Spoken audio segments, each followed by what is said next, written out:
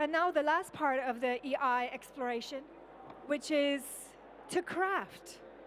This year, I've been having a lot of conversation also about craft and the work of our hands. And it's not to put in, a division between technology, AI, and the work of our hands, but sensoriality, working with our hands, understanding differently what our abilities are and how rich they are is also a very big principle of the environmental intelligence. And to join me for this discussion, I would like to welcome Vanessa Barboni from Another Tomorrow. Please join me. All the way from Madagascar, my beautiful Eileen Akbaraly from Made for a Woman. And the one and only, the woman that I learned so much from, Ceyla Lacerda, who lives between Brazil and France, and who has been such a supportive, incredible person. We both live in Paris, and I didn't even know that it was possible that she could host, she regularly hosts Indigenous people from all over the world at her house. And she's been an incredible support, and I'm so thankful that you're here today. So what is craft? Craft has been a part of our lives forever. I mean, interestingly, it's kind of like leaving the school programs, a lot of the school programs, but craft is a very important part of environmental intelligence, like doing things with our hands, using our hands, thinking differently, but also using technology, because again, environmental intelligence is not excluding technology. It's about merging, for those of you who are here at the beginning of the introduction, it's about merging all kinds of tools. And that's why I wanted you to be here, Vanessa, because you're doing, for me, in my opinion, you're creating what fashion should be today in a world that is so tormented and in such a deep transition. You are building another tomorrow. You are another tomorrow. Please tell us what you do. No, thank you. It's a tremendous honor to be here and to have several of our incredible team members here in the audience. Fashion is a system. I knew almost nothing about coming into this. It is remarkably impactful and remarkably complex. And what we've set out to do at Another Tomorrow is really demonstrate that there is a blueprint for a system that can be both regenerative and restorative, and actually respect Earth's boundaries. And a brand is essentially, a mirror image of what a system can be. So for us, we've really honed in on regenerative sourcing and circularity, leveraging technology to basically take, farm to table to farm to closet, to closet to closet to closet. That's effectively what we've done.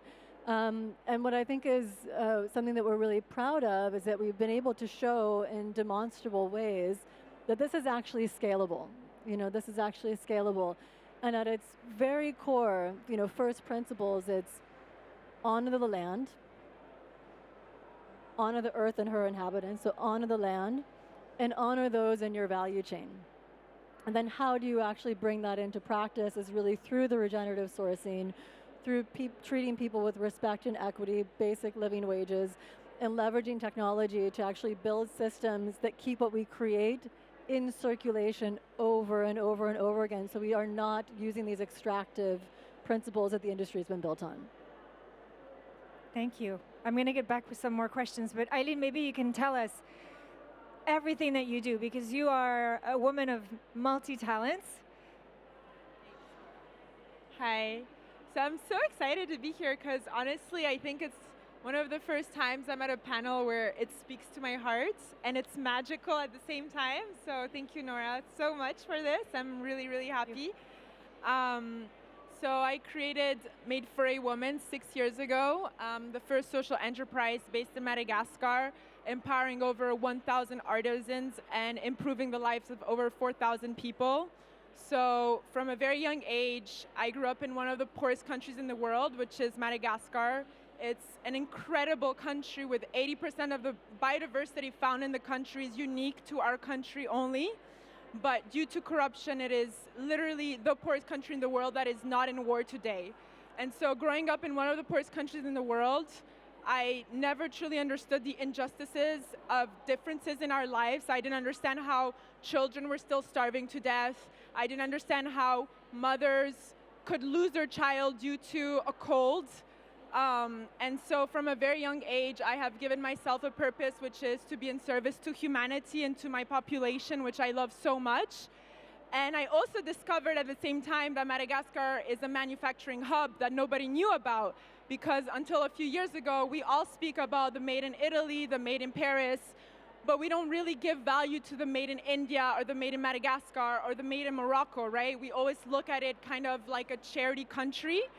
And so 6 years ago, I started with 6 women. Today, we're working with incredible individuals. We work with extremely vulnerable communities, going from GBV survivors, single mothers, disabled individuals, sex workers, and collaborating with some of the largest luxury brands in the world. And so part of the work that we do today is reminding fashion that it's not always about the end product or the tangible product or the aspirational dreams that we create around an end product, but there's a whole supply chain of people and of plants that deserve dignity and who have lost dignity due to the system. And so I do not want to live another day where people throughout the supply chain don't deserve to be respected the way we disrespect humans and biodiversity today in the fashion industry. Preach. Preach.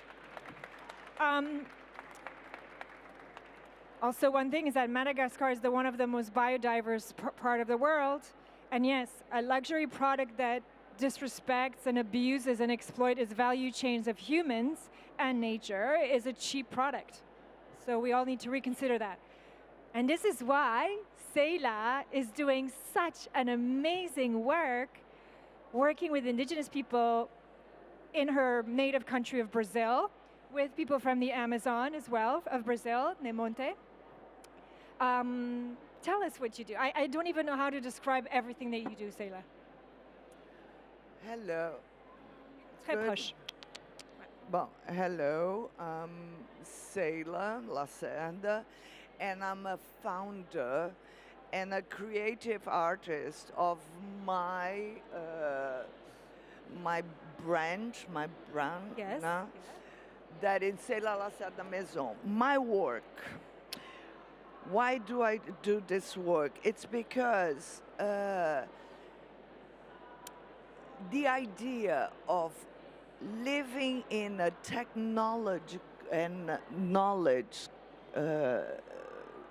country that it's in France, and I wanted to bring all the art and the millennium art of my country and bring it together to this technology of Très proche. I'm nervous, I'm Brazilian, I'm speaking English, and I was talking French up to now. Sorry. And I love you for it. And I love you for it. So, and I'm very nervous. I don't talk in public, okay? You're amongst friends. And I Ceyla. brought my paper, and I'm not even looking at it. No, I'm nervous. Just tell us about. So what do I do? The idea, it came from here to use and my knowledge and go and in a way do a collaboration with the Indigenous in Brazil. The only way that I could do it is through my knitting company that I have in São Paulo. And what do I wanted to do? I wanted to get the symbols, the importance of the culture of all these women. So I took the symbols, I transformed them in throws, whatever, blankets, you know. And like this, I could tell the meaning of those symbols to all the people that didn't know this enormous and beautiful culture that we have with all the indigenous. Right? And the respect, and for me it's an honor to do it. And I started in Sao Paulo because in Sao Paulo we have the Guaranis, that it's a group, it's an ethnicity Yes? that it's in all the board of Brazil. And I started there with I want to see in a community the shaman and the chief, and they accept to give to me the symbols, and I like this. I transform that. All the symbols have the history, the meaning, and like this, I can show them work to all the rest of the world. Starting here in France, in French, not in English, I started here. But anyway, like this, I can give to them a percentage of everything that I sell. I can give to them, where am my papers? No. So I give to them the financial autonomy, a sustainable income, and the appreciation from Of the art. everybody that have those. And it's an honor for me to do this. Thank you, Okay. Ceyla. Thank you. Perfect. You're good, Ceyla. You're good. You got this. I'm going to come back to you.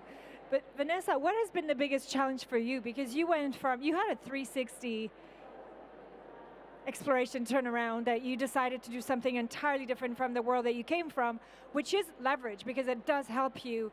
You understood what was wrong. It's like going to the mechanic. You looked at the hood, under the hood, and you're like, okay, this is not what I'm supposed to do, but I'm going to use the mechanism, the knowledge, to do something better. I think in the early days, a lot of the feedback that we got was, you're doing too much. So my original background was in finance. I spent 15 years in emerging markets at Morgan Stanley, and I got to see the world and understand how it worked as a system, and fashion is a system. And so in the early days, I got a lot of feedback saying, you should only focus on the environment, or you should only focus on living wages. But that doesn't work that way. Those are point solutions. And so we really had to build a model that was fundamentally comprehensive, and really I stuck to my guns on that, and I'm so glad that I did, because we see that that's actually what works, and it's what reduces risk in the system, and a lot of the risk in the system is what creates all of the negative externalities. And a couple of really proof points that we're so proud of. So our ethical and regenerative merino wool comes from 7 farms all over the world, principally Australia, New Zealand, and Uruguay. And one of the 7 farms is a regenerative farm in New Zealand. And what we've seen is we've actually been able to create 3 fabrics that net sequester carbon, like between 1.9 and 3.8 kilograms of carbon sequestered per meter. It's actually basically what I'm wearing. And you would never imagine that that's the case, and you can actually do that at scale. But in addition to the carbon footprint, we've seen a massive change in the biodiversity of the land. They've planted 27,000 trees, which is quite remarkable. And you've seen a huge change actually in the way that the animals interact with the land, and even in the health of the animals in the wool. So you see that animals know how to self-medicate. If you have a biodiverse pasture, they actually find the things that they need to eat. You see that their intestinal health is much better, their overall joy is much higher, and the quality of the wool improves. And so we've actually seen that these regenerative systems lead to measurable positive outcomes, lead to measurable positive health of the land and the animals, and that you can truly do this at scale. And so that's just one example of a solution that we've been able to architect through this kind of more holistic approach. Because the way that I see your work, and why I wanted you to be part of this, is that you are crafting items using nature animal well-being, like working really with the systems versus against it. And it takes time, it takes observation, it takes collaboration, it takes a coalition. You have people on your boards that are all involved in some way in this part of collaboration and collective thinking. So, and that has been easy to build? No, it's definitely not been. That's why I'm asking the question. No, it hasn't been easy, but you know, you build the foundations first, and that's really what we did, is we built the foundations first. So at the outset, you know, really what exists today, the seeds were planted at the very beginning, you know, literally and figuratively, you know, 6 to 8 years ago. So these, you know, farm to closet supply chains, our core supply chains, we put into place at the very, very beginning, and we thought through where the bottlenecks could be. The digitalization that we've employed, so the digital product passports, the 1.0 version we put in place before we launched. So we really built the scaffolding first, kind of painstakingly, and that really allowed us to build and build and build on top of it and show that this actually does scale. Because I think one of the biggest challenges that you know, innovators get is like, oh, that's cute, that works only in a very, very specific niche way. And we really had to prove, no, like we can transform the overall system by building infrastructure first.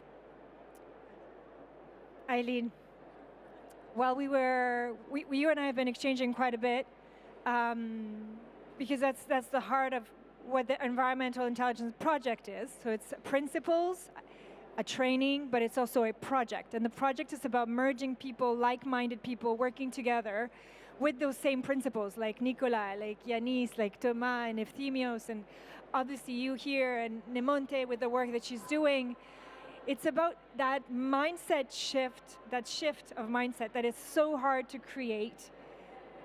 When we talk about craft, I'm sure a lot of people think two things: school, you know, school, like children doing craft, and craft projects for fun, and maybe a little bit like a woman's activity.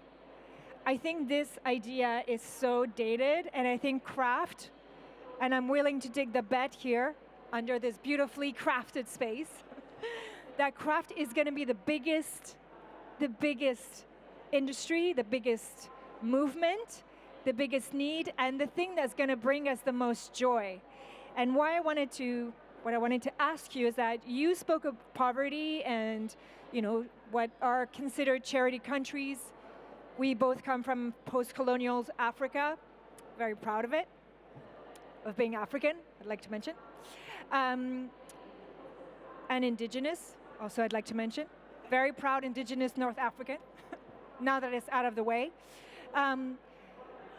My question to you is, you spoke of poverty, and meanwhile, you kind of you excavated the gold that's in the hands of the people that you work with. So maybe you can tell us, how has it been a challenge, and why is it so important, and how did you do it? Because did you have to convince them and tell them that they have gold in their hands? Yeah, that's not easy. When I started 6 years ago, the women that I worked with had no trust in me. They had completely lost trust in anyone who was coming to them asking to work with them, because it wasn't respected. And if you think about it, it is still not respected, right? I think today the concept of craft is trendy, but people still don't understand the essence of it, and that's because there is so much separation throughout the supply chain. Nothing is truly connected. And then there's people like Vanessa who are truly working on that, and what we're sort of trying to do also in Madagascar, but it's still the beginning. And so we're all passive consumers today, whether it's us or even people working in these big luxury brands. And so, you know, I find it so stupid sometimes, because people come up to me and they say, oh, but how have you been able to collaborate with some of these luxury brands? You've only existed for 6 years. And I'm just like, I don't know. I just really care about the people that I work with. And I feel like it's a complicated concept. Sometimes people are like, what is your business plan? What is your strategy? What have you been able to put in place that is so different? And I'm just like, I look at somebody else and I look at them as if they're just me. I feel their feelings the way they're mine, and that is the point of life, I think, right? Is to be able to look at somebody else and not judge them according to what color they are, how much money they have, what they look like. That stuff doesn't matter. And so when you overcome that superficial idea of how we present ourselves to the world as actors, and you go deep down to understanding people, as humanity, you start understanding that we all care about the same things. We all just want to have love. We all want to be compassionate. We all just want attention, and that kind of attention we all deserve, no matter where you come from. And I guess today, the women that I work with really, really have understood that. You know, I know all their names, I know all their stories, but not because I want to show people that I know this stuff. I truly care about them. And that's what makes the work so beautiful and interesting as well. Just like you care about the people you work with, Ceyla. And before I ask you the question I'm about to ask you, if you want to know more about the environmental intelligence principles, there's a website, theenvironmentalintelligence.com. And you can find all sorts of things about what we do, what is the ecosystem made of, if you want to be part of it. Of course, you're welcome to join. The more, the better. It'll be faster transition for all of us. Ceyla, you are redefining luxury as well by educating. So like you said, you take symbols from these tribes, you validate the fact that they're willing to share it with the rest of the world, then you create these items that are now being used in some places in Brazil, including luxury places. So there's a very interesting part of your work that's so important, that is to incorporate this knowledge in a way that is mindful and respectful, and you are the bridge between that. Beyond the fact that you're working closely with these communities, I know you have a dream, which is to take it to other places in the world. So maybe you tell us about one of the countries that you're exploring now, or the countries that you would like to explore. The easy question. And we'll close. Ooh. In Africa, the Maasai, that I think they are so beautiful, that needs to be all the world, even if they are known. I think that all the world needs to know who they are, who they really are. And in Japan, Yes. the most ancient originals, they are in Japan, and the art, it's beautiful. And the threads are almost the same as the Brazilian, stronger, larger, but the story in the context, in the end, it's a story. Everybody shows the same story, you know. It's just for us to watch it and appreciate, because it's the basic of everything. And like I said, I feel honored that I'm the bridge, I'm the Brazilian that lives in Europe, that can bring all this, the beauty of all this knowledge, of this ancient knowledge that they keep passing on theoretical way. That's why in my little word, in my knitting word, that's the way that I can show to everybody. You go from theory, from symbol, to practice and tangible items. I will show you one item. Yes, she's going to show us one item. While she's showing us this item, I wanted to thank you all again for joining us this morning. I know there was a lot of beautiful panels happening, and that's one of the beautiful work that she does.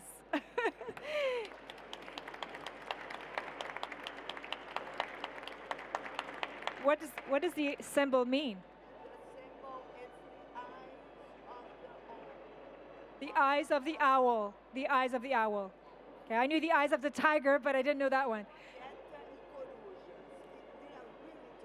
And with this, I would like to close this panel. Thank you so much again for coming. Again, if you want to know more about the environmental intelligence, you can find out on our website, theenvironmentalintelligence.com. Thank you. I'll see you guys later.